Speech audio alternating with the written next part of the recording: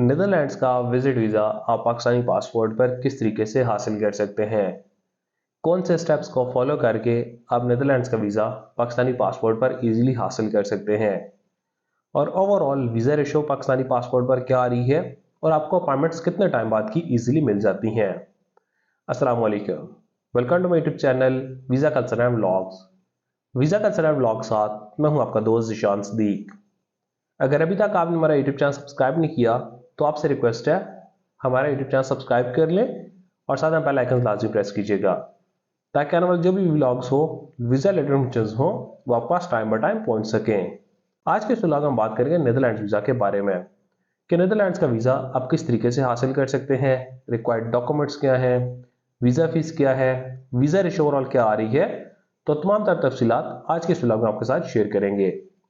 अगर आप नीदरलैंड्स का वीज़ा अप्लाई करना चाह रहे हैं या आपको इन्फॉर्मेशन चाहिए तो इस वीडियो को एंड तक देखिएगा ताकि सारी कंप्लीट इन्फॉर्मेशन आपको इस वीडियो से मिल सकें। वैसे फर्स्ट हम बात करते हैं नीदरलैंड्स के लिए जब वीज़ा अप्लाई करते हैं, डॉक्यूमेंट सबमिशन करवाते हैं तो आपको कहाँ पर अपने डॉक्यूमेंट सबमिट करवाने पड़ते हैं। नीदरलैंड्स का वीज़ा अप्लाई करने के लिए इसका ऑथराइज्ड ड्रॉप बॉक्स जहाँ पर आप डॉक्यूमेंटेशन सबमिट करवाते हैं, क्योंकि इसमें आपको डायरेक्ट एम्बेसी एक्सेस नहीं होता, इसके लिए आपको VFS ग्लोबल में अपने डॉक्यूमेंट सबमिट करवाने पड़ते हैं। जिस कैटेगरी का वीज़ा अप्लाई कर रहे हैं उस कैटेगरी के मुताबिक आपको अपनी VFS की अपॉइंटमेंट बुक करनी पड़ती है। इस्लामाबाद, लाहौर, कराची तीनों सेक्टर में ऑफिस हैं, तो जिस सेंटर की आपके पास अपॉइंटमेंट अवेलेबल होती है आप उस सेंटर में जाके अपनी प्रोफाइल वहाँ पर सबमिशन करवाते हैं और आपकी फीस पेड होती है। तो आपकी अपनी अपॉइंटमेंट VFS ग्लोबल की अपनी अपॉइंटमेंट बुक करनी पड़ती है। तो फर्स्ट स्टेप में आप अपनी अपॉइंटमेंट बुक करते हैं और जो ओवरऑल अगर देखा जाए इस टाइम पर अपॉइंटमेंट कितने टाइम बाद की मिल रही है। इस टाइम पर जो विजिट वीज़ा की अपॉइंटमेंट है राउंड अबाउट आपको दिसंबर या जनवरी की अपॉइंटमेंट इजीली मिलती हैं। अगर स्लॉट्स ओपन हो तो दिसंबर जनवरी की आपको स्लॉट्स मिल जाती हैं। तो इसमें यह है कि इस टाइम जिन लोगों के पास अपॉइंटमेंट्स अवेलेबल हैं वो अपना न्यू ईयर का प्लान भी कर सकते हैं और अदरवाइज जिन लोगों के पास अपॉइंटमेंट्स अवेलेबल नहीं है तो न्यू ईयर के बाद अपना प्लान ईजिली कर सकते हैं।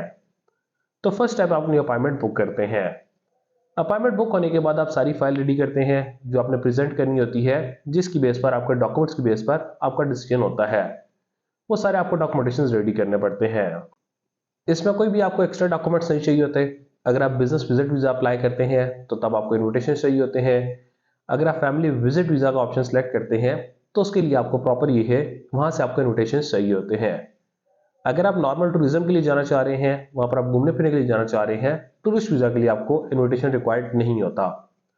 उसमें जो डॉक्यूमेंटेशन आ जाती हैं उसके फर्स्ट स्टेप में आपके आते हैं आइडेंटिटी डॉक्यूमेंट्स, जिसमें आपका पासपोर्ट आ जाता है, ID कार्ड आता है और बाकी आपके आइडेंटिटी डॉक्यूमेंट्स आते हैं।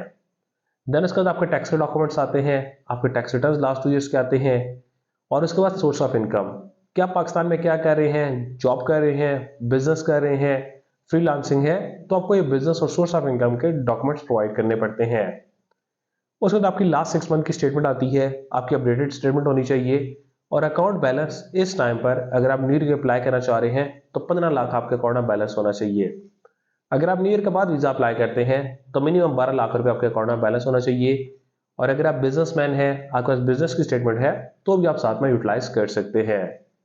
देन इसके बाद सेकंड फेज में ट्रैवल के डॉक्यूमेंट्स आते हैं, जो आपने फॉर्म फिल किया होता है, आपका फॉर्म फिलिंग्स होती हैं, आपकी टिकट आइटनरी आती है, आपके पास होटल बुकिंग होनी चाहिए कि आपने नीदरलैंड्स में कहाँ पर स्टे करना है, आपके होटल का नेम क्या है, आपके पास कंफर्म बुकिंग होनी चाहिए।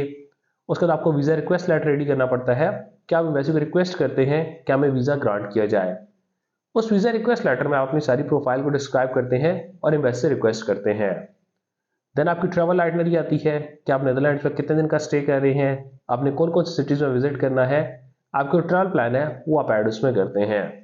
आपकी ट्रैवल हेल्थ इंश्योरेंस आती है, तो ये सारी आपकी प्रोफाइल कंप्लीट हो जाती है। तो जिस दिन आपकी अपॉइंटमेंट होती है आप VFS में अपेयर होके अपनी प्रोफाइल सबमिट करवाते हैं और आपकी वहाँ पर प्रोफाइल सबमिट हो जाती है। जहाँ तक बात है नीदरलैंड्स की वीज़ा फीस कितनी है, जितने भी शेंजन कंट्रीज हैं उनकी जो वीज़ा फीस है पहले 80 यूरो थी, उसके बाद उसमें फीस चेंजिंग हुई तो अपनी वीज़ा फीस है 90 यूरो वीज़ा फीस है जो आपको पेड करनी पड़ती है। अगर आपके साथ फैमिली के मेम्बर्स हैं जिनकी एज 6 साल से 12 साल है उनकी हाफ फीस हो जाती है और जो बच्चे हैं 6 साल से जिनकी कम एज है उनकी एम्बेसी की फीस नहीं होती, VFS के चार्जेस होते हैं। जो आप अपॉइंटमेंट बुक कर रहे होते हैं तो आप उस टाइम अपॉइंटमेंट बुकिंग के चार्जेस की सूरत में उनको पेड कर देते हैं, तो आपकी फीस पेड हो जाती है। ओवरऑल फीस पेड होने के बाद इसका प्रोसेसिंग टाइम स्टार्ट हो जाता है। बहुत कम लोग इसके बाद आपकी वेरिफिकेशन कॉल आती हैं, क्योंकि इस पर इंटरव्यू नहीं होता, आपके डॉक्यूमेंट्स की बेस पर डिसीजन होता है। तो बहुत सारे लोगों को वेरिफिकेशन कॉल आती हैं, तो उस कॉल को पिक करके एम्बेसी जो आपसे क्वेश्चन करती है, जो इंटरव्यू कर्मचारी होती है, उसके मुताबिक आप उनको आंसर कर सकते हैं। लेकिन जो ज़्यादा क्वेश्चंस होते हैं वो आपकी प्रोफाइल से रेलिवेंट ही होते हैं। ऐसा नहीं है कि जो प्रोफाइल से रेलिवेंट ना हो वो क्वेश्चंस किए जाएं। आपके सोर्स ऑफ इनकम के बारे में क्वेश्चंस किए जाते हैं, अगर आपकी ट्रैवल हिस्ट्री है उसके बारे में क्वेश्चंस किए जाते हैं, आपका ड्यूरेशन ऑफ स्टे वहाँ पर कितना है, आप नेदरलैंड्स क्यों जाना चाह रहे हैं। तो एक शॉर्ट सा इंटरव्यू जो होता है वो आपकी वेरिफिकेशन कॉल की सूरत में ही हो जाता है। और उसके बाद आपका डिसीजन है ओवरऑल 4 से 6 हफ्ते के अंदर आपके वीज़ा का डिसीजन होके आपका पासपोर्ट वापस आ जाता है। तो ये सारा प्रोसेस होता है जिसको आप कंप्लीट करते हैं तो आप नेदरलैंड्स का वीज़ा पाकिस्तानी पासपोर्ट पर हासिल कर सकते हैं। तो नेदरलैंड्स का वीज़ा अप्लाई करते टाइम आप कोशिश करें प्रॉपर अपनी स्टेटमेंट मेंटेन रखें, अपनी प्रॉपर डॉक्यूमेंटेशन साथ में लेकर जाएं सबमिशन के लिए, कोई फेक डॉक्यूमेंट्स अटैच ना करें, कोई भी फॉर्म फिलिंग करते time wrong information fill out ना करें, और प्रॉपर एक ट्रैवल आइटनरी लगाएं तो आपके वीज़ा के चांसेस अच्छे हो जाते हैं।